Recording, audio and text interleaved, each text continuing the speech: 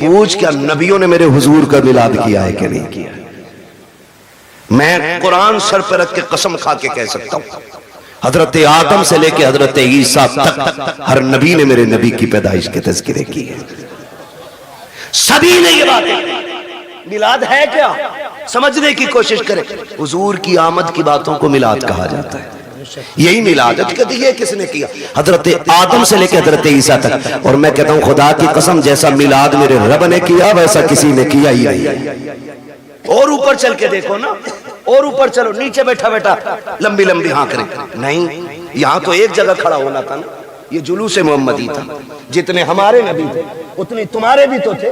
तुमने ये हंगामे क्यों किए कि ये नहीं होना चाहिए, वो नहीं होना चाहिए? फिर क्या गलत कहा मेरे इमाम ने? यही तो कहा, और तुम पर मेरे आका की इनायत न सही। क्या बात है, जिंदाबाद। कलमा पढ़ाने का भी एहसान है, कम से कम इसीलिए झंडा लगा ले कि ये कलमा मेरे नबी ने दिया है। बताओ तो सही हमें, 2 अक्टूबर को छुट्टी नहीं होती मुल्क में? क्यों होती है? बोले। अल्लाह के बंदो, कभी गए हो नहीं स्कूल, पढ़े हो कभी? गांधी जयंती होती है नहीं, इसलिए गांधी जी की वजह से 2 दिन की छुट्टी रखते हो। 26 जनवरी, 15 अगस्त, ये हमारे मुल्क के बड़े दिन हैं। इन दिनों में छुट्टी होती है। अगर मुल्क के बड़े दिनों में छुट्टी होती है तो फिर क्या कायनात के बड़े दिन की छुट्टी नहीं मनाई जा सकती? जिंदाबाद जिंदाबाद। बहुत और खुल के मैं अगली बात करूं। सारे मैं समझ सकता हूं अक्सर पढ़े लिखे लोग हैं, अब तो तालीम से सबका ताल्लुक है, और ना हो तो बच्चे पढ़ाओ जरूर। मारेरा शरीफ का एक नारा लगता है, आधी रोटी खाएंगे बच्चों को। ये हमारी मारेरा शरीफ का नारा है, ठीक है। वो ऐसी खानका है जिस घर का बच्चा बच्चा IAS IPS BUMS MBBS सब आला मयार की गद्दी नशीन लोग हैं। वो खाली तस्वीर लेके नहीं बैठे, काबिल लोग हैं। वो कहते हैं आधी रोटी खाएंगे, ये कहो 3 रोटी खाएंगे, बच्चों की कमाई खाएंगे। ये हालात है। लल्ला जा, भूरा गया कमाने जी, तू भी लग जा। भूरा तो गया, पप्पू भी लगा दिया। हाँ, और फिर जब यही बड़े होकर जराइम की दुनिया में कदम रखते हैं ना, कहते हैं मौलवियों ने बेड़ा गर्क कर दिया। फिर जिम्मेदार मौलवी हो जाता है। इमाम साहब समझाया नहीं था जुम्मे में? तू 18 साल बिगाड़ने में लगा है, इमाम 18 मिनट में संभाल देगा। मेरी समझ में ये जादू नहीं आती। आप अपने बच्चों को बचपन से वक्त दे, उनके 1-1 मिनट का हिसाब लें। हम बड़ी आजादी से जी रहे। मैं चैलेंज के साथ कहता हूं, सबसे ज्यादा रात को जागने वाली हमारी कौम है, और सुबह को सबसे देर तक सोने वाली हमारी कौम। पूरा हिंदुस्तान का सर्वे कर लो, जबकि सबसे पहले हमारी कौम को उठना था। हम लोग रातों रात के मुसाफिर हैं। जब हम रात में जाते हैं ना, अगर 11 बजे भी चौक में लोग बैठे, हम समझ जाते हैं मुसलमानों का गांव है। हाँ, और अगर 4 बजे अगर लोग ना रोड पे निकल मिल जाएं दौड़ते हुए, हम समझ जाते हैं ये गैर मुस्लिमों का गांव है।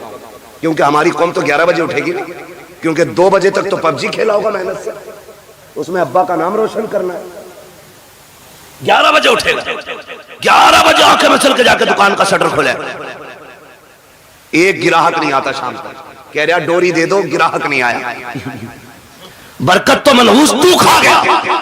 मेरे नबी ने कहा था, या अल्लाह मेरी उम्मत के सुबह के वक्त में बरकत अता फरमा।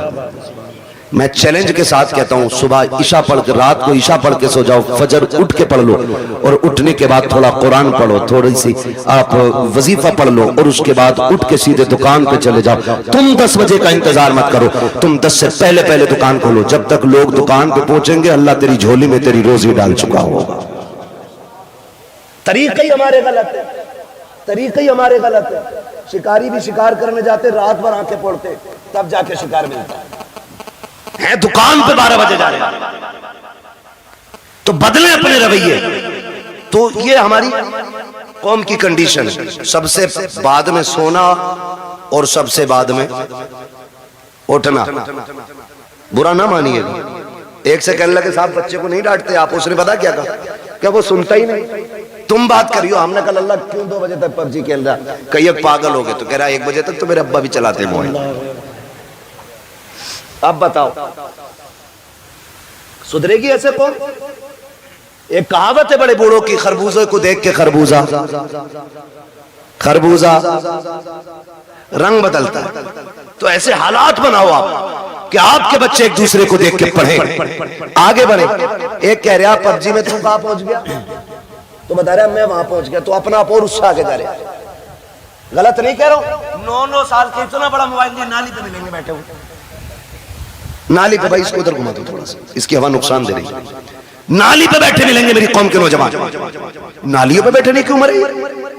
पढ़िए, आगे बढ़िए। उसके बाद कहते अरे नेताओं ने बेड़ा गर्क कर दिया, इनसे बारिश नहीं करी, मेरी तो नौकरी लग रही थी, मैं तो डॉक्टर बन जाता, मास्टर बन जाता। जो कौम घूस दे के पास होती है ना, वो कभी कामयाब नहीं हुआ करती है। मेहनत करो, खुद एड़ियां रगड़ो, और जो एड़ियां तुम्हारी रगड़ी जाएगी, जो उससे पानी निकलेगा, खुदा की कसम वो चश्मा तुम्हारी आखिरी सांस तक चलता रहेगा। गलती तुमने ये की है, दूसरे के कंधों पे चले हो। काश अपनी जिम्मेदारी लेके आगे बढ़ते, खुद मेहनत करते। अगर तुम्हारे अंदर काबिलियत होती, किसी की मां ने दूध नहीं पिलाया था, तुमसे हक छीन लेता। जो हकदार होता है उसे हक हर हाल में मिल के रहा करता। सुभान अल्लाह। नारे तकबीर, नारे रिसालत, मसलके आला हजरत, नारे तकबीर। पढ़ोगे इंशाअल्लाह? कितनी जोर से इंशाअल्लाह कह रहे हो। अल्लाह तुम्हारी इंशाअल्लाह में बरकत दे दे। हाँ तो भैया देखो, सीधी सी बात है, मैं आपको एक बता दूं, सुनना बहुत गौर से मेरी बात।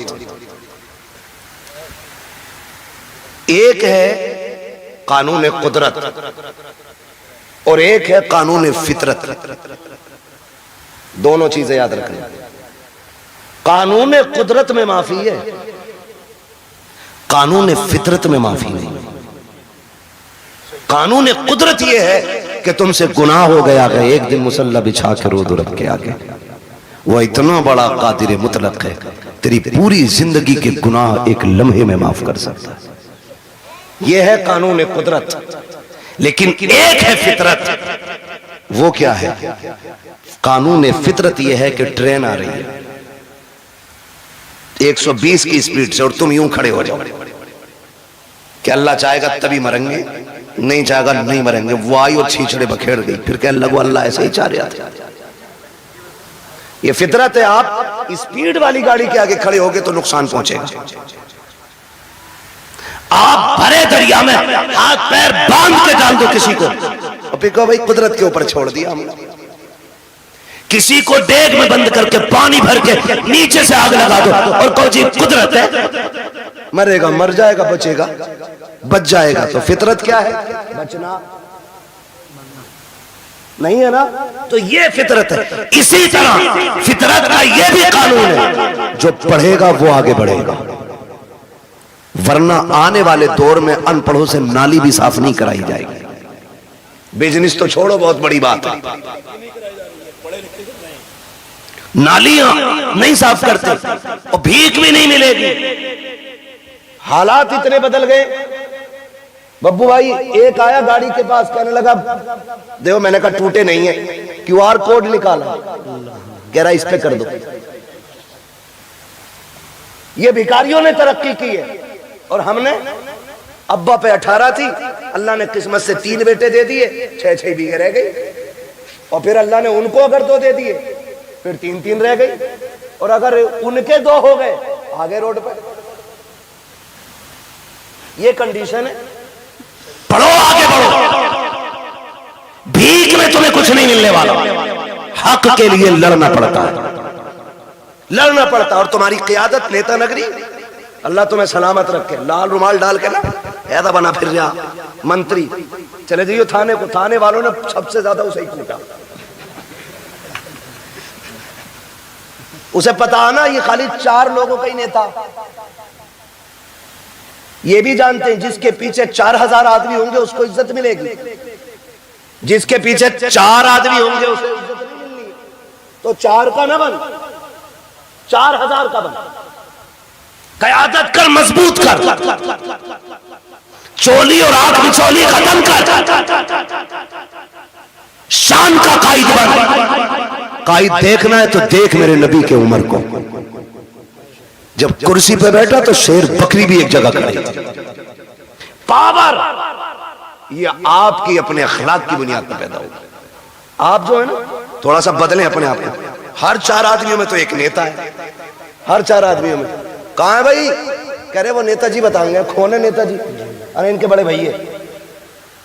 और उनके चचा के घर गए, कहाँ है तुम्हारे बेटे? अरे वो नेताजी के साथ गए, पता चला उनका भी बड़ा वाला नेताजी है। उनके ताऊ के घर गए, कहाँ के? उनके भी एक बड़ा नेताजी है। ये क्या कर रहे हो भाई? तो बदले अपनी रविश और सोच। डॉक्टर इकबाल ने कहा था कि मोहम्मद से वफा तूने तो हम तेरे हैं, ये जहां चीज है क्या लो कलम तेरे। आप पढ़ेंगे ना तो आपको मालूम होगा ना आपकी पावर क्या है, आपकी ताकत क्या है। हम कभी जीतने के लिए अक्सर लड़ते नहीं इलेक्शन, हम हराने के लिए ज्यादा लड़ते। ये कह रहा हम तो खैर जानते नहीं इस मामले में ज्यादा, और अपना जो है ना कुछ ज्यादा वो रहता भी नहीं, ज्यादा बाहर ही रहते। मैं पता ही नहीं कब इलेक्शन कौन सा हो जाता। लेकिन ये कह रहे बब्बू के अब्बा कह रहे इसे जरूर हरवाना आपके। ये हमारी कौम के हालात है, समझ रहे ना? इसे जरूर हरवाना। ये मैंने मिसाल के तौर पे नाम लिया, सच्ची ना लेना। मैं सिर्फ बताना चाहता हूं कि लोगों की ये सोच है तुम आप हराने के लिए क्यों, जीत के लिए आगे क्यों नहीं बढ़ते? जीत के लिए आगे बढ़ो, अपना हक हासिल करो।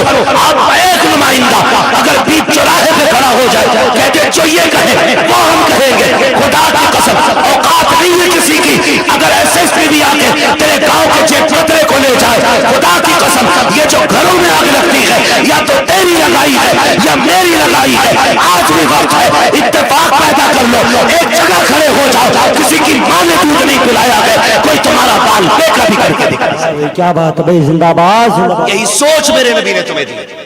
बट गए कितने सारे, इतने बढ़ गए। एक ही घर के अंदर ना दो पार्टी हैं, अब्बा किसी को वोट दे रहा, बेटा किसी को दे रहा, बीवी तीसरी पार्टी में। हाँ, खुदा की मिला ना विसाले सनम ना इधर के रहे ना। तो ऐसा मसला भाई, मैं प्रचार नहीं, मैं सिर्फ आपकी सफों में प्यार पैदा करना चाहता हूं। इसकी वजह से नफरतें पैदा नहीं होनी चाहिए। हाँ, इलेक्शन कोई हारे कोई जीते, छुट्टी इमाम साहब की ना, कुछ नहीं। मस्जिद मस्जिद है, ये अल्लाह का घर है। आके कह रहे निकालो, क्योंकि पिछले जुमे में मुझे सुनवाई आई थी, इन्होंने कही थी कलुआ कोई दियो सारे वोट। इमाम को पता ही नहीं कलुआ कौन था, वो छुट्टी हुई ना। हमारा दीन है, हम अपने दीन को खालिस रखें। मस्जिद में आए, इमाम से कहें वो तरीका बता जिस तरीके से मेरा नबी खाना खाता है, वो तरीका बताओ जिस तरीके से मेरा नबी पानी पीता है। हम इसीलिए तो हुजूर का मिलाद मनाते हैं, क्योंकि हुजूर आए तो खुदा की रहमतें बरसने लग गई, हुजूर आए तो कायनात मुस्कुराने लग गई। और हुजूर का मिलाद तो सबसे पहले मेरे रब ने ऐलान किया। हुजूर की विलादत की खुशखबरियां कायनात में मेरे रब ने फैलाई है। आप तारीख का ये बाप पलट करके देखिए, हर बंदा ये सोचता। मैं आपको समझाना चाहता हूँ, खुदारा सुने बहुत गौर से।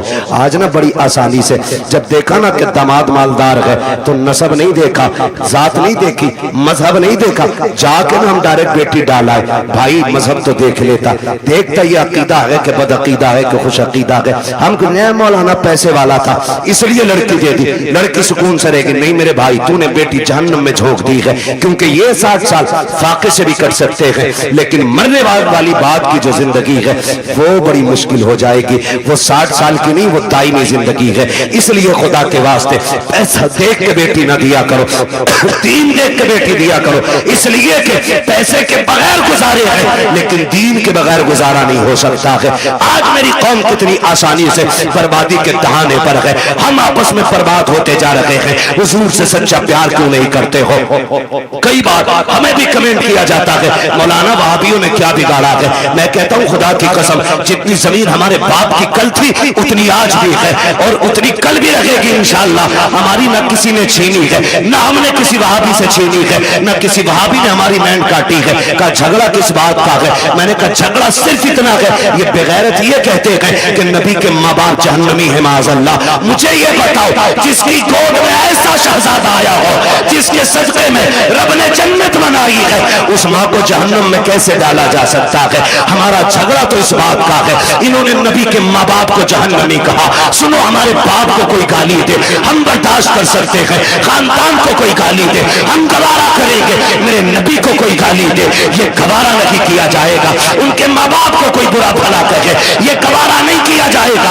इसलिए कि हमारा ईमान ये है, जमीनो समा तुम्हारे लिए, मकीनो मका तुम्हारे लिए, चुनीनो चुना तुम्हारे लिए, बने तो जहां तुम्हारे लिए, हमारे जहां तुम्हारे लिए, उठे भी वहां तुम्हारे लिए। बात भाई नारे तकबीर, नारे रिसालत, नारे वसीयत, मशरक़े आला हज़रत मौलाना मुफ्ती हम्माद साहब क़िबला, नारे तकबीर, नारे। ये हमारा नजरिया भाई, हमारा कोई झगड़ा नहीं। सिर्फ इतना झगड़ा, नबी के माँ बाप को जहन्नमी कहते हैं। वो खुद मेरे नबी क्या फरमाते, आका फरमाते, लोगों आदम से लेके अब्दुल्लाह तक जितने पुश्तों में मेरा नूर गया वो सारे शान वाले लोग थे। जितने रहमों से मैं गुजरता रहा वो सारे रहम अजमतों वाले। मेरे नबी ने गोया बताया कि मेरे नसब में जितने मर्द और औरतें आती हैं, अल्लाह ने सबको इज्जत वाला बनाया है। ये मेरे नबी का ऐलान है। और खुदा की कसम, मेरे महबूब का नूर देखे, अल्लाह ने महबूब के नूर को बनाने के बाद जमीन व आसमान, जन्नत दोज़ख बनाए। फिर तख्लीक इंसानियत का जो मसला आया है ना, जो मसला आया है, हजरत आदम को सबसे पहले रब ने बनाया। किसको बनाया? जोर से। हजरत आदम का पुतला बनाया गया। जब वजूद तैयार हो गया, उनका वजूद तैयार, लोग कहते हैं कि इंसान पहले बंदर था। अजीब तहकीक के लिए घूम रहा है। जो बंदर की औलाद है वो बंदर कह रहे हैं अपने आप। हम तो आदम की औलाद है, इसलिए आदमी है। ठीक है जी, हजरत आदम को बनाया, पहला इंसान हजरत आदम बने। जब पुतला तैयार हो गया ना, तो अल्लाह ने हुक्म दिया, रूह को जाओ अंदर चली जाओ। रूह अंदर गई ना, लौट आई। रब ने फरमाया वापस क्यों आ गई? उसने कहा इसलिए आ गई कि अंदर दिल नहीं लग रहा था। मेरे नबी की शान मुलाहिजा करें कि अंदर दिल नहीं लग रहा था। फिर रब ने फरमाया अच्छा। फिर रब ने महबूब के नूर को हजरत आदम के वजूद में रखा।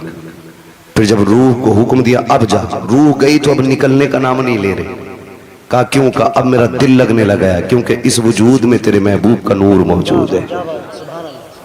हुजूर का नूर ना आदम अलैहिस्सलाम के वजूद में पहले पुश्त में रखा गया। जब पुश्त में था तो सारे फरिश्ते हाथ बांधे रहते। फिर वो नूर मुंतकिल करके पेशानी आदम में आया तो फरिश्ते सामने आ गए। हजरत आदम कहते हैं अल्लाह ये फरिश्ते कभी पीछे कभी आगे हाथ बांधे रहते हैं, मसला क्या? और रब ने फरमाया आदम बात तेरी नहीं, बात मेरे महबूब की है। क्या मतलब? का वो नूर तेरी पुश्त में था तो ये उसकी ज़ियारत के लिए पीछे खड़े रहते थे। जब पेशानी में आ गया ना तो ये सामने आने लगे, तो ये सामने आ गए। कहने लगे अल्लाह मुझे दिखा ना।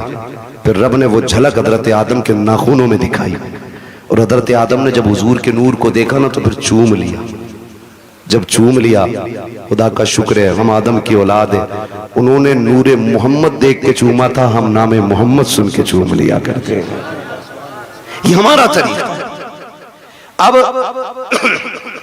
वो नूर हजरत आदम से हजरत अब्दुल्लाह तक आया। मुझसे गुजारिश पहले ही हो गई थी कि हुजूर का शजरा भी हो जाए, तो आज चूंकि मौजू भी है, बात भी है, मैं बताऊं कि किन किन जातों को मेरे नबी के नूर ने इज्जत बख्शी है। उसके लिए थोड़ा सा आपको मेहनत करनी पड़ेगी। आप जरा बोल दें सुभान अल्लाह। ऐसा नहीं ये सामने वाले बच्चे ना मेरा साथ दे, जब मेरा हाथ का इशारा हो ना मैं वो हुजूर के नसब के नाम बताऊं जिन जिन जिस पुश्तों में मेरे हुजूर का नूर मुंतकिल होता रहा है। ठीक है, जब मैं हाथ का इशारा करूं समझ लेना मौलवी की सांस घुटने लगे। मौलवी सांस लेना चाह रहे तो आपको क्या बोलना है? इतनी जोर से बोलना ताकि मैं अपने गांव की मस्जिद के चनों का शोर भूल जाऊं। ठीक है जी, समझ के नहीं बात? हाँ, कितनी जोर से बोलेंगे जरा बोल के दिखा। और हाथ देखते रहना मेरा, ये नहीं मैं शुरू हो जाऊं तो फिर ऐसे देखने लगो और मौलवी का दम घुटने लगे। ठीक है जी, मैं हुजूर का मिलाद पढ़ने लगा हूं, जरा बोल दे सुभान अल्लाह। है जवान हो, अल्लाह करे जवानियां सलामत रहे। अभी तो शादियां भी नहीं हुई है ना, अभी तो शादियां भी नहीं हुई है, तो फिर इतनी कमजोरी से कैसे बोल रहे हो सुभान अल्लाह? जरा बोले सुभान अल्लाह। ये मैं नहीं जानता ये इनकी उम्र कितनी है, लेकिन इन्होंने ऐसा नारा लगाया था कि मुझे गैरत चढ़ गई थी कि इस उम्र में इतना तगड़ा नारा। अल्लाह इन्हें सलामत रखे। हाँ, शादी के बाद कमजोरी आती है लेकिन इनमें तगड़े हैं। ठीक है जी, बोले जरा मचल के सुभान अल्लाह। आप जब बोलेंगे ना तभी मैं आगे शजरा पढ़ता रहूंगा, वरना मसला देखो माइक आपका इतना अच्छा है कि इसने बोलने का बिल्कुल किनारे पे लाके रख दिया, बोलने ही नहीं दे रहा है। जो मैं अपने रविश में बोलता हूँ ना तो ये धीरे धीरे धीरे धीरे धीरे हो रहा है। ठीक है, बस मैं आपको हुजूर का शजरा सुनाऊंगा तो मिलाद हुजूर का, फिर बोले सुभान अल्लाह। नारे तकबीर, नारे रिसालत, नारे गौसियत, मसलके आला हज़रत शेख इस्लाम ज़िशान रज़ा क़ादरी, नारे तकबीर, मद्दाह रसूल राशिद रज़ा मरकज़ी, नारे तकबीर, नारे रिसालत। एक शायर साहब गए थे, अल्लाह करम से दो आ गए, कितनी बरकत होती है माशाअल्लाह। अभी आपको सुनना, मेरा टाइम पूरा हो चुका है, 12:30 बज गए। बोले जरा सुभान अल्लाह और जोर से। ऑपरेटर साहब थोड़ी सी ऐसी आवाज दे दो कि ये अपनी आवाज से हमारी पहुंचा दे, हमें चीखना ना पड़े ज्यादा, है ना? ठीक है, थोड़ा गला पकड़ रहा बहुत ज्यादा आपका, ये तवज्जो है सारे लोगों की। अगर कोई फूक गया ना पैसे ले लेना उसका, मगर आवाज खोल दो थोड़ी सी। बोले जरा सामने वाले बोलते सुभान अल्लाह। मैंने ई को बढ़ाने नहीं कहा, मैंने आवाज बढ़ाने को कहा। ठीक है, ई को ना बढ़ाए, आवाज बढ़ा दे। ठीक है बच्चे, आप मेरा साथ दें माशाअल्लाह। ये मेरी कमेटी के लोग हैं, देख रहे हो जिहाद क्या, ये पूरे शहादत के अंदर मंजिले में आ गया बंदा। बोले सुभान अल्लाह। मेरे बच्चों इतनी जोर से आप सुभान अल्लाह बोलो कि गला बैठ जाए, और गला बैठ जाए। अम्मी पूछे क्या हुआ, कहना अम्मी जब सारे लोग बोलने में कंजूसी कर रहे थे तब हम हुजूर की महफिल में गले की कुर्बानी देते हैं। ठीक है ना, इतनी जोर से बोलना, जरा बोले सारे में चल के सुभान अल्लाह। आदम के बेटे शीश, क्या बात है, सुभान अल्लाह। माशाअल्लाह ये बच्चे जो है ना, अल्लाह जब ये जवानी आ गई ना इनकी तो ये बनेंगे मजबूत वाले लीडर, है ना? इसे तो दीमक लग गई इस नस्ल को हमारी, पता नहीं पबजी खा गया कि कौन सा गेम खा गया, समझ नहीं बात। रील खा गई, रील खा गई मेरी कौम को, रील। राशिद भाई की नजर बड़ी पक्की रहती है, ये बरेली से दिल्ली तक का देखते रहते हैं। ठीक है ना, जरा बोल दे सुभान अल्लाह। जिन्हें रील की बीमारी ना लगी है वो जरा बोल लेंगे सुभान अल्लाह इंशाअल्लाह। मैंने पहले बता दिया, हाथ देखो तो सुभान अल्लाह कह दियो, वरना मौलवी का दम घुट सकता। सीधी बात है ना, खाली अल्लाह राजी होगा नेकी मिलेंगी, आपको मिलेंगी तो इंशाअल्लाह फिर हमें भी मिलेंगी। ठीक है ना, तो फिर साथ देना, बोल मेरे बच्चे जरा सुभान अल्लाह। आदम के बेटे शीश, शीश के बेटे यानस, यानस के बेटे कैनान, कैनान के बेटे मेलाइल, मेलाइल के बेटे व्यारत, व्यारत के बेटे इदरीस, इदरीस के बेटे मुतवश्शिर, मुतवश्शिर के बेटे लमक नेक नाम, लमक नेक नाम के बेटे नूह, नूह के बेटे साम, साम के बेटे जुलाल, जुलाल के बेटे सालिह, सालिह के बेटे आबिद, आबिद के बेटे दाता, दाता के बेटे रावा, रावा के बेटे सारू, सारू के बेटे नाखुर, नाखुर के बेटे तारिक, तारिक के बेटे इब्राहिम खलीलुल्लाह, इब्राहिम खलीलुल्लाह के बेटे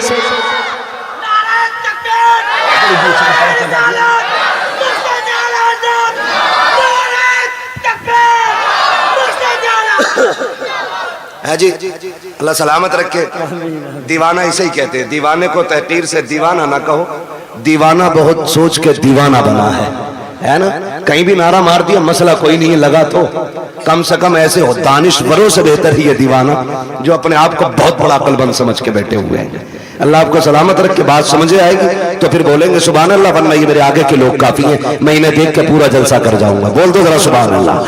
आदम के बेटे शीश, शीश के बेटे यानस, यानस के बेटे कैनान, कैनान के बेटे मेलाइल, मेलाइल के बेटे व्यारत, व्यारत के बेटे इदरीस, इदरीस के बेटे मुतवश्शिर, मुतवश्शिर के बेटे लमक नेक नाम, लमक नेक नाम के बेटे नूह, नूह के बेटे शाम, शाम के बेटे जुलाल, जुलाल के बेटे सालिह, सालिह के बेटे आबिद, आबिद के बेटे दाता, दाता के बेटे रावा, रावा के बेटे सारू, सारू के बेटे नाखुर, नाखुर के बेटे तारिक, तारिक के बेटे इब्राहिम खलीलुल्लाह, इब्राहिम खलीलुल्लाह के बेटे इस्माइल ज़बीहुल्लाह, इस्माइल ज़बीहुल्लाह के बेटे केदार, केदार के बेटे अवाम, अवाम के बेटे अमल, अमल के बेटे साबित, साबित के बेटे सलमान, सलमान के बेटे रहीसा, रहीसा के बेटे इलियासा, इलियासा के बेटे औद के बेटे हव्वा, हव्वा के बेटे अदनान, अदनान के बेटे मोइद, मोइद के बेटे नज़ार, नज़ार के बेटे मुदर, मुदर के बेटे इलियास, इलियास के बेटे मुदरिका, मुदरिका के बेटे खदीमा, खदीमा के बेटे किनाना, किनाना वाह भाई सुभान अल्लाह। खदीमा, खदीमा के बेटे किनाना, किनाना के बेटे नदर, नदर के बेटे मालिक, मालिक के बेटे फार, फार के बेटे गालिब, गालिब के बेटे लूई, लूई के बेटे काब, काब के बेटे मुर्रा, मुर्रा के बेटे किलाब, किलाब के बेटे कुसै, कुसै के बेटे अब्दुल मनाफ के बेटे हाशिम है, हाशिम के बेटे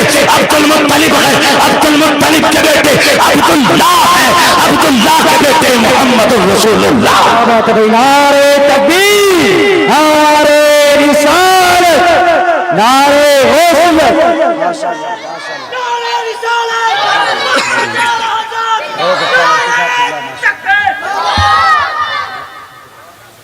तवज्जो है सारे लोगों को। अब तो बोल दे जरा सुभान अल्लाह और जोर से।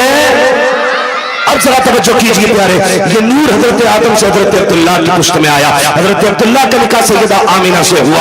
अभी 3 माह का अरसा गुजरा है। हजरत अब्दुल्लाह परदेश जाने लगे हैं। बीवी से कहते हैं मेरी शरीक हयात परदेश जा रहा हूँ। कहती मेरे सरताज अभी 3 महीने गुजरे हैं, अभी जी भर के मैंने देखा भी नहीं है। इतनी जल्दी जुदाई की बात है, कब कुछ दिन की बात है, वापस आएंगे, साथ रहेंगे, प्यार मोहब्बत की जिंदगी गुजारेंगे, तेरे हाथ की बनी रोटी खाएंगे। लेकिन मसीहत को कुछ और ही मंजूर था। हजरत अब्दुल्लाह गए थे लेकिन जिंदा वापस ना आ सके, रास्ते में इंतकाल हो जाता है। जरा दिल थाम के मेरी बात सुनिएगा प्यारे, हजरत अब्दुल्लाह का इंतकाल हुआ, वापस नहीं आए हैं। लेकिन जब तारीख आई हजरत अब्दुल्लाह की वापसी की, तो जिस तरह आज बाप परदेश से आता है, बेटियां घर में तैयारियां करती हैं, शोहर परदेश से आता है, बीवियां घर में तैयारियां करती हैं, हजरत आमिना तैयारियां कर रही है, घर की सफाई चल रही है, बिस्तर लगाया जा रहा है। हजरत अब्दुल मुत्तलिब कहते हैं आमिना बेटी बता तो सही ये इतनी खुशियां किसके लिए है? कब्बा आज मेरे अब्दुल्लाह आने वाले हैं, ये सारा इंतजाम उनके लिए है। कहते बेटे खाना तो खा लिया होता।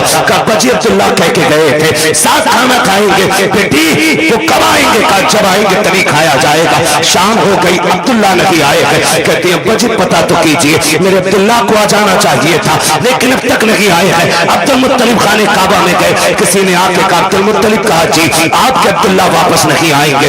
आपने इतना सुना, बिजलियां गिर गई, ऐसा लग रहा था जैसे हजरतों की खुशियों का खून जल करके पूरा नशेमन खाक हो गया हो। आपने खुद को संभाला, घर तशरीफ लेकर के आए हैं।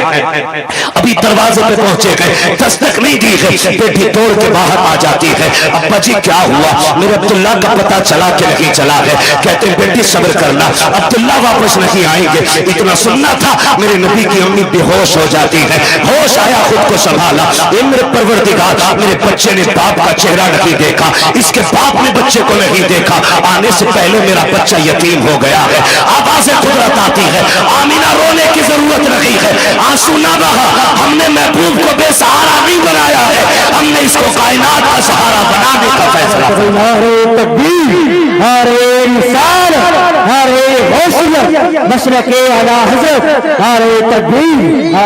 अब तवज्जो करना मेरे प्यारे, बहुत गौर से सुनिएगा, जाके बहन बेटी तक मेरी बात पहुंचा देना। सैयदा आमिना कहती हैं अब्बा जी मेरे सरताज का अब नहीं आने वाले हैं। फिर क्या था, जिंदगी की खुशियां रूठ गई, दिन को भी रोना रात को भी रोना है। जाओ जाके बहन बेटियों को जाके समझा लेना, पर खबरदार ससुराल जाना हो कभी शोहर के खिलाफ आवाज ना उठाना, कभी उसके लिए हाथ उठा के बददुआ नहीं करना। तू नहीं जानती है तेरा शोहर कितना कीमती है। खुदा की कसम अगर शोहर पागल भी होता है तो बीवी के लिए एक चट्टान होता है, दीवाना भी होता है तो एक सायादार दरख्त होता है। लेकिन क्या करूं मेरी कौम की बेटियों, जरा सी बात बिगड़ जाती है। शोहर सूट पसंद का ना ला सके, किचन में खड़े होकर गालियां दे के कहती है तू पलट के ना आए, तू जनाजे में लेट के आए, तू गाड़ी के नीचे दब के मर जा। ना मेरी बहन कभी किसी शोहर के खिलाफ इस तरह की बकवास ना करना। तू नहीं जानती है ये जिस दिन सफेद कफन में लिपट जाएगा उस दिन कोई इज्जत देने वाला नहीं मिलेगा। आज जिसके लिए मौत मांग रही है, अगर के मर गया कोई तुझे चैन की रोटी तक नहीं देगा। जिसके लिए तू कहती है कि तू पलट के ना आए, तुझे क्या पता है आज तेरे दुपट्टे के जो रंग है इसी शोहर की वजह से है, सोने के जो कंगन है इसी शोहर की वजह से है, घर में जो तेरी हुकूमत चल रही है शोहर की वजह से चल रही है। अगर तुझे 10 बेटों पे गुमान है तो होश के नाखून ले। हमने उन माओं को देखा है जिनके घर में 12 बेटे हैं और जब तक बाप था माँ की मर्जी के बगैर एक पत्ता नहीं हिलता था। लेकिन जिस दिन से बाप गया है आज कोई माँ से रोटी को नहीं पूछता है तूने खाई के नहीं खाई है। अगर तुझसे शौहर की अनबन है तब भी इसके लिए मौत ना मांगना। अल्लाह तौफीक दे और ये परदेश जाने लगे तो मुसल्ला बिछा दे, सजदे में सर रख, दुपट्टे की झोली बना और कह मेरे परवरदिगार मेरा सरताज बाहर गया है, मैंने बेसहारा नहीं भेजा है, तेरी रहमत का सहारा दे दिया है। ए मेरे परवरदिगार मेरे शौहर को सलामत रखना, सुहागन छोड़ के गया है सुहाग के जोड़े में मिलाना। रो के रब से कह खुदा की कसम तू रब को आवाज दे, मेरा दिल कहता है अगर रब ने सुन ली तो मौत भी उस वक्त जुदा नहीं करेगी जब तक परदेश से तेरे शौहर की तेरी मुलाकात नहीं हो जाए। सुभान अल्लाह सुभान अल्लाह सुभान। लेकिन सुनो जमींदारों, सुनो ठेकेदारों, सुनो अमीरों, सुनो बिगड़े हुए लोगों, उन उन लोगों से बात कर रहा हूं जो रुखसती के बाद बेटी की कान में कहते हैं डरिए मत, फोन कर दिए लल्ला फौरन आएगा। लिमिट में रहो, लिमिट में। किसी के बाप से बेटियां नहीं पली है, तू क्या पाल लेगा? औकात में रहा करो। मियां बीवी की अनबन हो सकती है, तुम कौन होते हो बीच में? हाँ, अगर ज्यादती कर रहा है और उसके शाहिद और गवाह है तो फिर बेटी को उस घर में रखना भी जुल्म है। लेकिन जरा सी बात पे उसका फोन आया और तुम पहुंच गए। पहले तलाकें कम होती थी, बुरा ना मानिएगा, तलाकें कम होती थी और तलाक की नौयत भी होती थी। जिसकी बेटी को तलाक होती थी या तो वो बाप जहर खा के मर जाता था या 8-8 दिन घर से नहीं निकलता। इतने गैरत वाले लोग थे। आज गैरत मर गई मेरी कौम की। आज बेटी को बगल में खड़ा करके बाप चीख के कह रहा डिवोर्स दे, रखनी नहीं तेरे घर में। तू कैसे बोला? ओ गैरत कर, शर्म कर। बड़े बड़े बादशाहों से बेटी नहीं रखी गई, तू कौन होता रखने वाला?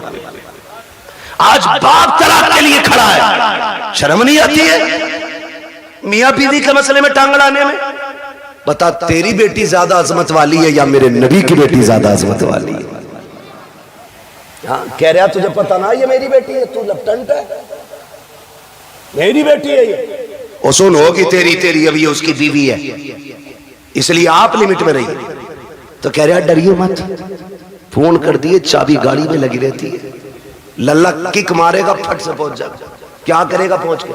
ज्यादा जाके थप्पड़ मार देगा, गला तो काट नहीं देगा, थप्पड़ मार देगा। शोहर के पास इतनी पावर है, उसने जहां कहा ना 3 तलाक, बेड़ा ही गरक हो जाएगा तेरा। फिर कुछ भी कर लेना, ये लौट के आने वाले जुमले नहीं। इसलिए ये ना कह खड़े, वो कह जो मेरे नबी ने कहा। फरमाया फातिमा, अब तक मेरी रजा की फिक्र थी, अब मेरे अली की रजा की फिक्र करनी है। ये मेरे नबी ने बेटी को कह के भेजा। कुछ भी हो जाए, मेरा अली रूठना नहीं चाहिए। और तू कह रहा डरना मत, औकात कुछ भी नहीं, 2 मिनट में अंदर करा देंगे। क्या कर लेगा अंदर करा के? बेटी का सुहाग वापस नहीं दिला सकता। और फिर कुट पिटा के बेटी वापस आ भी गई ना, तो फिर उसे इज्जत नहीं मिलेगी घर में। इज्जतों के रखवाले बने, रिश्ते बड़े अहम। बेटियों को समझाओ। मौलाना है थे, तकरीर करके गए और अपनी बीवी को डांट रहा जाके जी, बीवी को सुधार रहा। हमारा मुआशरा बेहतर इसलिए नहीं हो रहा कि हम ये चाहते मेरी बीवी सुधर जाए। ये कोई नहीं चाहता बेटी सुधर जाए। यहां से जाके बीवी को मत बताना, यहां से जाके बेटी को बताना कि बेटी जब तक जिंदा रहना है कनीज़े फातिमा बन के रहना। सुभान अल्लाह। मेरा चैलेंज है, जब बेटियां सवर जाएंगी तो किसी घर की बहू खराब नहीं हो सकती है। बेटियों को बेहतर करो, बेटियों को। मेरी बहन, मुश्किल है जिंदगी का गुजरना शोहर के बगैर। आज बात बात में तलाक चाहिए तुझसे नहीं। फरमाया गया जो बिला उज़्र शरी के अपने शोहर से तलाक का मुतालबा करे, अल्लाह उस पे जन्नत की खुशबू हराम फरमा देता है। क्यों मांग रही हो तलाक? कहा जी मुझे सुख नहीं मिला। किसे सुख कहती है तू? कहा मुझे 10,000 का जोड़ा नहीं मिला। जैसे कल्लन की बीवी के कंगन है वैसे मैंने नहीं पहने, जैसे अच्छन की बीवी का सूट है ऐसा आज तक मुझे नहीं मिला। और तू इसे कहती है सुख, कहती है इसे सुख? ये नहीं है सुख, इसे कहते हैं चटनी से मिल जाए शुक्र अदा कर खा के सो जा। अगर तेरा शोहर तुझसे राजी है तो तू सबसे बड़े सुख में है। और तू सोने के लुक़मे खा, तेरा शोहर तुझसे नाराज है तो तू सबसे बड़े दुख में है। सुख में सुख किसे कहते हैं? सुख किसे कहते हैं? सुख ये होता है तुझसे तेरा परिवार राजी रहे, मर जा। कहती नहीं मैं रहनी नहीं है जी, मैंने इनसे जोड़ा मांगा, इन्होंने मुझसे कहा मेरे पास कुछ नहीं है। मेरी बहन कान खोल के सुन, देख तो सही, अगर दौलत सबसे बड़ी चीज होती तो मेरा नबी सबसे ज्यादा दौलत अपनी बेटी के जहेज में देता।